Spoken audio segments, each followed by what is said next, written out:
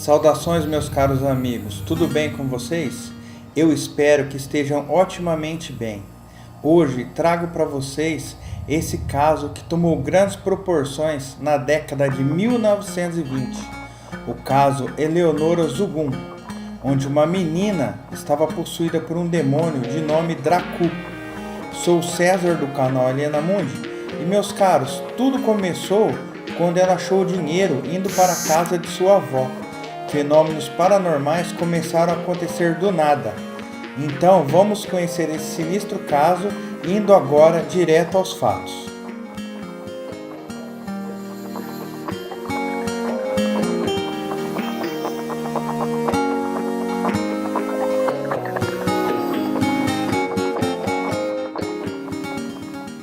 Nascida em 24 de maio de 1913, Eleonora Zugum era uma menina simples. Era uma camponesa romena que viveu na aldeia de Talpa, no norte do país. Em fevereiro de 1923, quando tinha 11 anos de idade, ela foi para a casa de sua avó fazer uma visita. Sua avó morava em Burrai, a poucos quilômetros de sua aldeia. Ela encontrou algum dinheiro ao lado da estrada. E quando ela chegou a Burrai, ela gastou em doces e comeu todos eles. A avó de 105 anos de idade, que tinha a reputação de ser uma bruxa, ouviu Eleonore e seu primo discutindo sobre os doces, e ela advertiu que o demônio Dracu, que em romeno, tinha deixado esse dinheiro para tentá-la.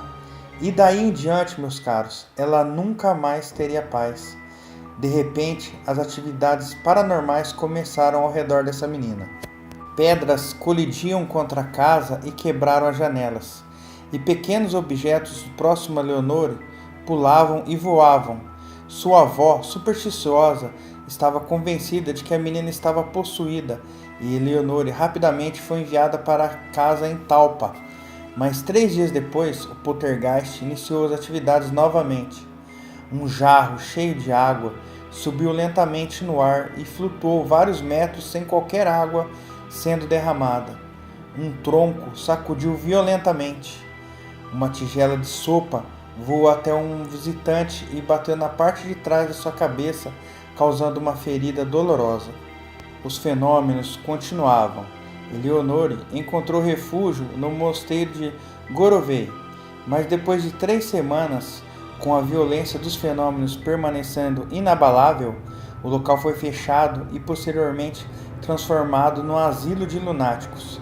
Felizmente, o jornal que contou sua estranha história atingiu o eminente investigador psíquico austríaco Fritz Grunwald, em Charlottenburg, na Alemanha, que com a ajuda de Kurt Klein, um jornalista, conseguiu levá-la de volta para o mosteiro, onde ela pôde ser devidamente observada.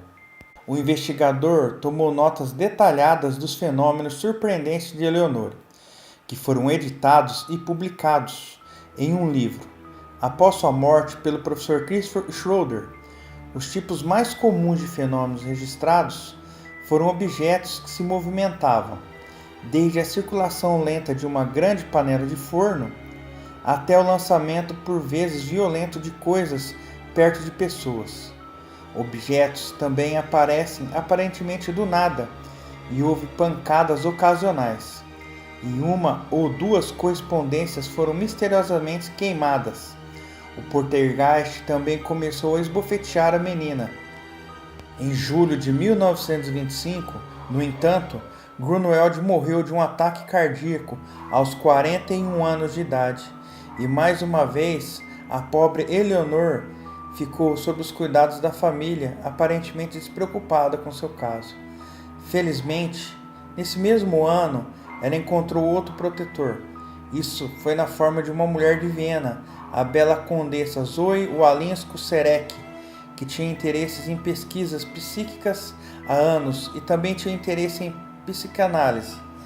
Quando ela visitou Eleonore no mosteiro de Gorovei, em setembro de 1925, ela encontrou uma menina parada, suja e muito medrosa também. Enquanto estava lá, a condessa viu os fenômenos bizarros. Ela escreveu um livro curto sobre o caso de Eleonore, publicado mais tarde como Der Spuk von Talpa, em Munique, em janeiro de 1926.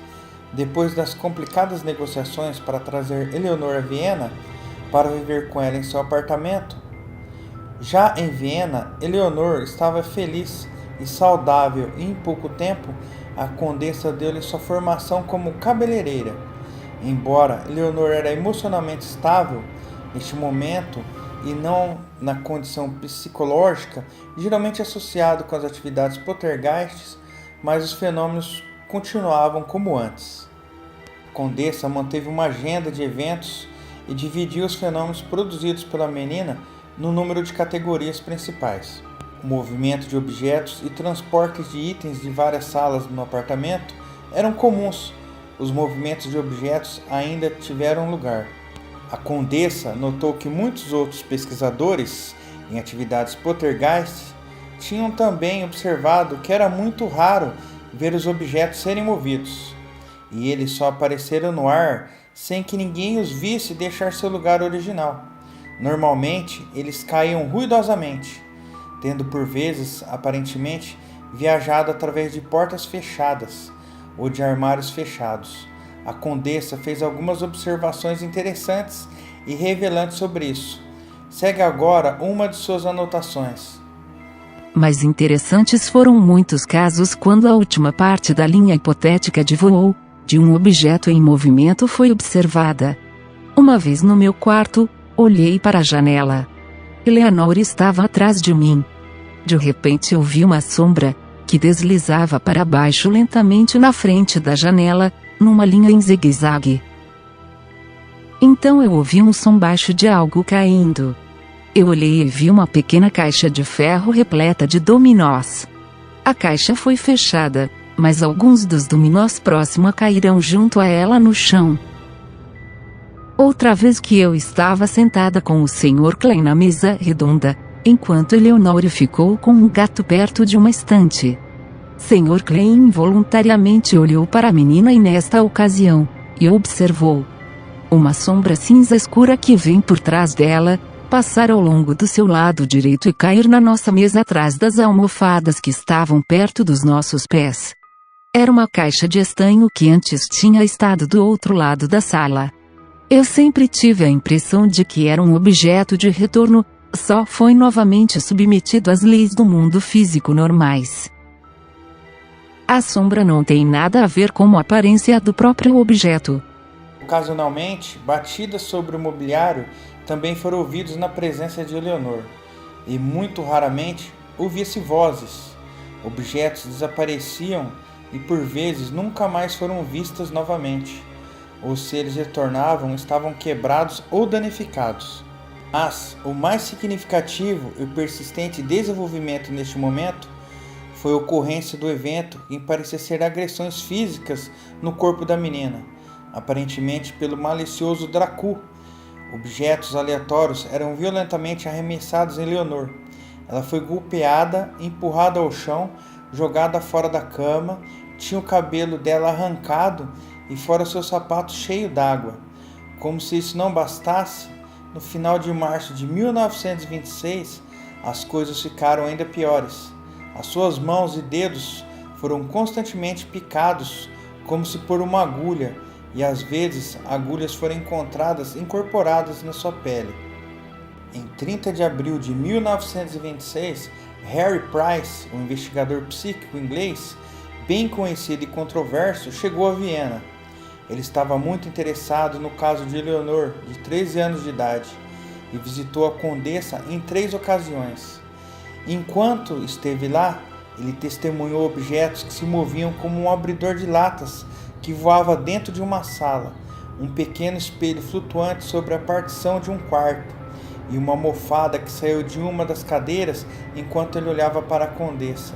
Ele também observou marcas de mordidas e zeros aparecem no braço e no peito de Eleonor, e um cachorro grande preto começou a aparecer do nada perto deles.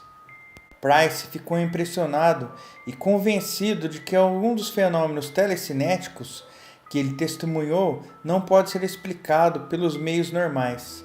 Ele decidiu trazer a condessa e a menina a Londres para estudar no Laboratório Nacional de Pesquisas do Physical. uma instituição criada em grande medida executada por ele próprio.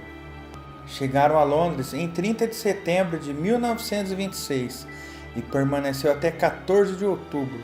A vista de Eleanor produzia grande interesse na imprensa britânica e grandes manchetes foram feitas. Inúmeros artigos, fotografias e desenhos animados foram dedicados à nova descoberta de Harry Price. Meus caros amigos, essa menina sofreu o diabo com esse demônio. Eleanor passou muitas horas no laboratório, por si várias vezes sozinha e outras vezes com a condessa. Lacerações físicas sob a forma de mordidas e marcas de zero ocorreram no verão, quando Eleanor estava sob observação atenta, e alguns desses estigmas foram fotografados por Price. No entanto, Price ficou mais impressionado com os objetos que se moviam e que ocorriam nas proximidades da jovem romena. Um dos fenômenos mais surpreendentes desse incidente foi quando uma letra minúscula metálica, a letra C, usada em um quadro de aviso de laboratório, desapareceu de um armário com segurança. 11 dias depois, a letra foi encontrada pelo professor Tilliard, FRS, no mais estranho dos lugares. Ela foi presa firmemente ao redor do aro metálico de sua faca de bolso. O professor Tilliard tinha usado a faca mais de uma vez por dia e a letra metálica não estava lá. Tricary achou que não era possível aquilo acontecer, já que controlava Eleanor e a condessa, que eram observadas no laboratório em todo momento. Esse incidente ajudou a convencer muitos dos cientistas e médicos convidados por Price para observar que a menina romena, pois eles testemunharam um autêntico fenômeno paranormal. Price e as demais pessoas do laboratório concluíram que com Eleanor tinha de fato demonstrado que nas condições de ensaio científico e os movimentos dos pequenos objetos sem contato físico, sem dúvida tivera lugar. Uma tarde, em outubro, Eleanor e a condessa deixaram Londres para ir para Berlim. Mais tarde, a capacidade telecinética da menina começou a esvanecer, mas as dentadas e comichões continuavam, com um elemento novo, importante e desagradável. Em sua pele foi encontrado grandes quantidades de saliva. Houve também outros casos de dentadas, meus amigos, que ocorreu em Bristol em 1761, onde saliva foi encontrada em alguns ferimentos de mordida de algumas jovens vítimas do sexo feminino naquela época. A amostra dessa saliva, extraídas dos braços e do rosto de Eleanor, foram analisadas e estavam cheias de micro-organismos. Considerando-se que Eleanor relativamente foi livre de micro-organismos, era evidente que a saliva não era da menina. Para testar se as marcas no corpo de Eleanor não foram causadas por ela própria, o Dr. Kroner manchou seu rosto e os braços com tinta de óleo. A análise descobriu que quando os arranhões apareceram, a tinta tinha sido empurrada de lado, mostrando que eles eram externamente criados. Em 1927, Eleanor e a condessa deixaram Berlim e passaram 15 dias em Munique. Elas foram convidadas pelo barão von Schreck-Notzing. Um filme de cinema da amiga do Dracu, como a menina foi apelidada, foi feito em uma das sessões, cuja cópia é realizada pela British Society of Physical Research. Uma das coisas que é mostrada no filme é as pernas de Eleanor sendo agarradas por pesquisadores enquanto ela geme de dor aparente. Closes mostram marcas de mordidas que aparentemente não estavam ali, mas acabaram aparecendo. O Dr. Hans Roserbusch, um dos médicos de Munique que estiveram presentes em 2 sessões, convidou Eleanor e a condessa para dar uma sessão em sua própria casa. Pouco tempo depois, ele anunciou que tinha encontrado Eleanor a conversar com a condessa e declarou que a menina era uma falsária.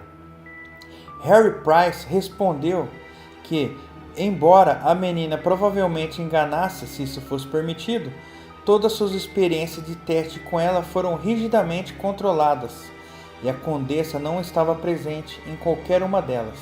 E ainda é mais inexplicável tentar explicar os fenômenos que ocorreram junto com o Dr. Price. A controvérsia tornou-se irrelevante quando, no início no verão de 1927, em todo o tempo do seu 14º aniversário e o início da menstruação, os fenômenos de Leonor deixaram-lhe para sempre. A última vez que ouviram falar dela foi na década de 1930. Ela estava correndo um negócio bem sucedido, um salão de cabeleireiros em Szexnots, na Romênia.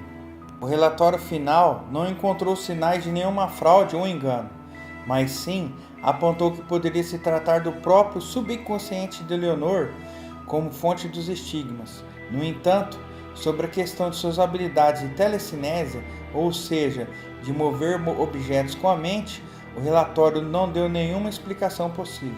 O relatório dizia: o que sucedeu realmente com Leonor foi que durante sua infância, quando os fenômenos chamados poltergeist se converteram em visíveis, os simples camponeses afirmavam que se tratava de Dracu, o que fez que o subconsciente da garota produzisse esses fenômenos, no qual os camponeses ignorantes diziam que se tratava das mãos e os dentes do demônio Dracu. Caso sinistro, meus jovens, o que será que ocorreu com essa menina? Será que ela mesma foi possuída por um demônio ou o seu subconsciente que fazia acontecer esses fenômenos sobrenaturais? O que vocês acham? Deixe suas opiniões pra gente, que é muito importante. Você que é novo por aqui e não conhece nosso canal, tratamos de assuntos sobrenaturais e mistérios sem solução. Se gostou, já aproveite e se inscreva no canal e ative o sino para não perder mais nenhuma notificação. Siga a gente nas redes sociais, já que o YouTube não está enviando notificações para todos. Meus caros, deem uma força para o canal. Você que gostou desse vídeo, compartilhe ele, que ajuda muito a gente.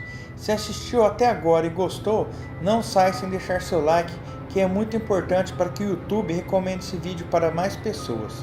Um grande abraço a todos, fiquem bem e até a próxima.